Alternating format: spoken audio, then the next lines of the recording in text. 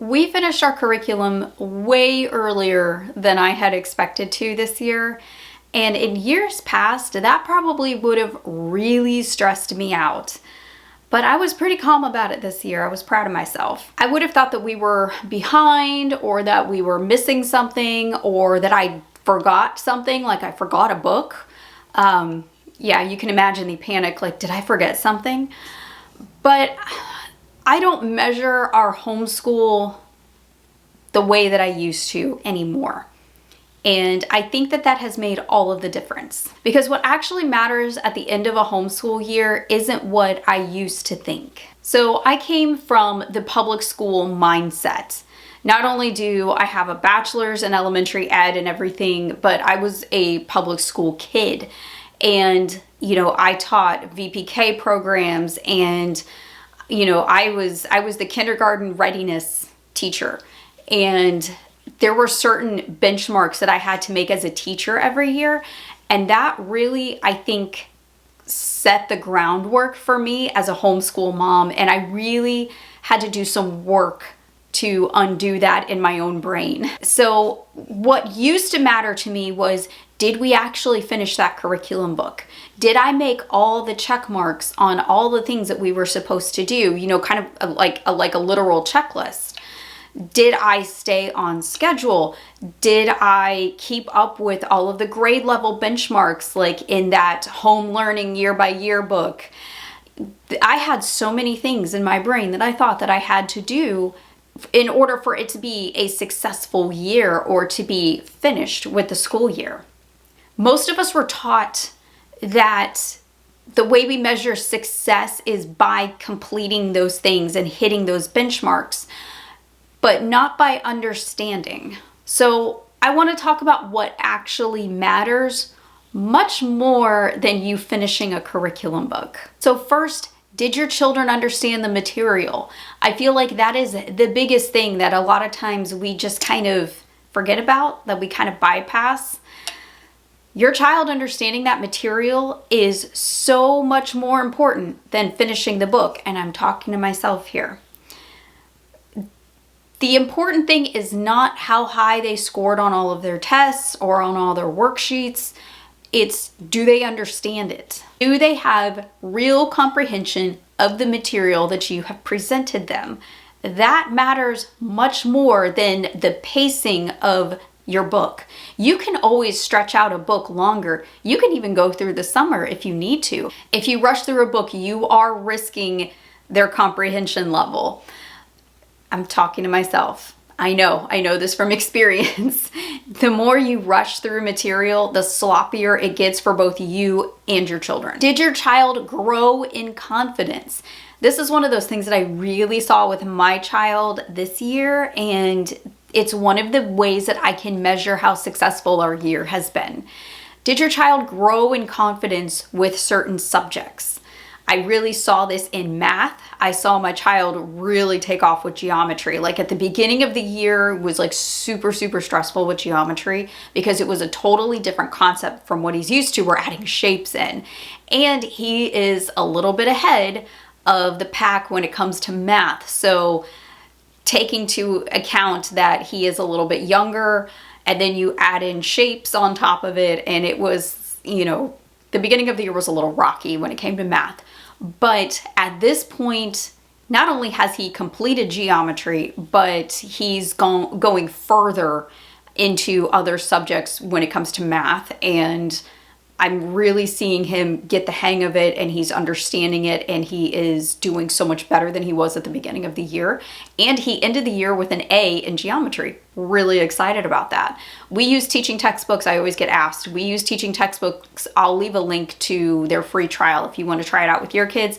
I don't teach math. It's one of the greatest things. Growing in confidence is really important to me, as well as understanding the material, because I want to see that he's willing to try new things and try harder material. I want to see that in him, and I want to see that initiative, because that means at the end of the day, he's not as afraid to fail, because that was something he really struggled with. And I know a lot of kids struggle with that. They don't want to try new things because they're afraid that they're going to fail.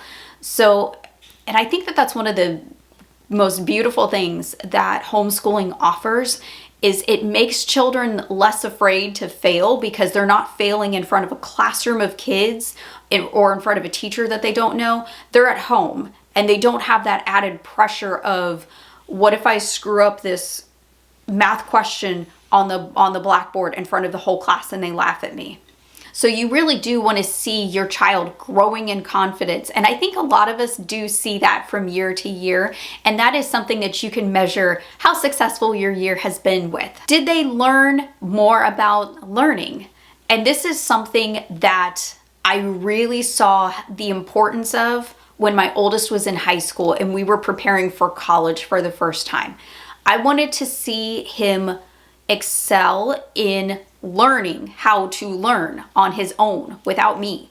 And that was one of the things that I was really glad that I put him in some of those IEW high school classes, because those IEW high school classes taught him how to take notes. It taught him how to read material. It taught him really good study tips. I don't know if you guys know this, but if you guys do the structure and style and the public speaking and the university ready writing, those courses are fantastic for high school because they teach your kids learning tips. Just a little tidbit there. I didn't know until my kids went through these classes. They are wonderful for that, and I 100% am putting my youngest child in those courses for the same reason, because now my child has more independence with learning because he learned those study tips and he learned those learning tips, and he can learn better on his own without being instructed by anybody else. And it really, really shows the difference between him and the public schoolers while he's at college. He built habits of learning how to study, learning how to pay attention, learning how to take notes. And those are things that I really wanted to instill in my children while they were young. I wanted them to learn not just how to learn, but to learn how to love learning, because that's going to follow them throughout their entire lives. Did they build good habits? And good study habits are one of those things. Learning how to study, learning how to take notes, but also learning how to pay attention. And if you're a Charlotte Mason homeschooler, you will understand these about good habits and building habits. One of the books that teaches this is the Laying Down the Rails series. I wish I would have started this when my kids were in elementary, and it's kind of late for me to do that now because I got one in college and one in high school. But the Laying Down the Rails series is a great one. And there's even one for adults. I read the Laying Down the Rails for Adults. Fantastic book. And then kind of along with it, character. How are they maturing as a child? What different things have they learned character-wise this year? And that's where really good character books come in, like A Hive of Busy Bees. There's Generations, I feel like, has the best character building books. They have so many good ones that come in the core packs. We buy the core packs every single year, but there's always something in there for character. And if you go on their website and look for character books, there's great ones like Learning How to Work and, just really, really, really good ones. I think Disciplines of a Godly Man and Godly Woman are on there. Wonderful, wonderful books. Character building is so underrated, and that's not something you're really going to find in the public schools. So I love that they add those books in there, and we make sure we do some kind of character book all the time. This one's for younger students, but older kids would love this one too. I have enjoyed going through A Hive of Busy Bees, and it's all about different character things based around Proverbs. We have several weeks left of school. We have about 5 weeks left of school, and we are working on things here and there. I get to kind of add in and play with our schedule a little bit, which is nice.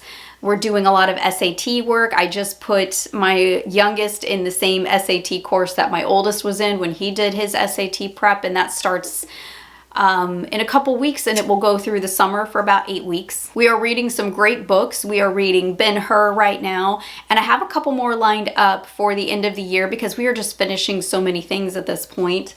We're doing a campfire unit. We are doing some extra history videos, and we're just kind of enjoying our time at the end of the year with a little bit less of a schedule, and that's been really, really nice. But we're not just trying to fill up time. I want to use this time intentionally. So finishing the book is never really the goal for me. What matters so much more is all of those other things. Like, what kind of person is he becoming? What things did he really work on and grow in? What areas can I see growth in my child? Those are the things that matter so much more to me than did he finish his history book? Or did he finish all of the lessons in geometry? So if you're at the end of the year and you're feeling a little bit behind because you haven't finished all of those check marks that you might have set for yourself, maybe this will give you a little bit of encouragement. It's not always about the checklist and all the books. It's about your child, and it's about their development, and it is about their education and their growth into a man or woman of God. And that's what actually matters. I will see you guys in the next video. I hope you have a wonderful rest of your day and happy homeschooling.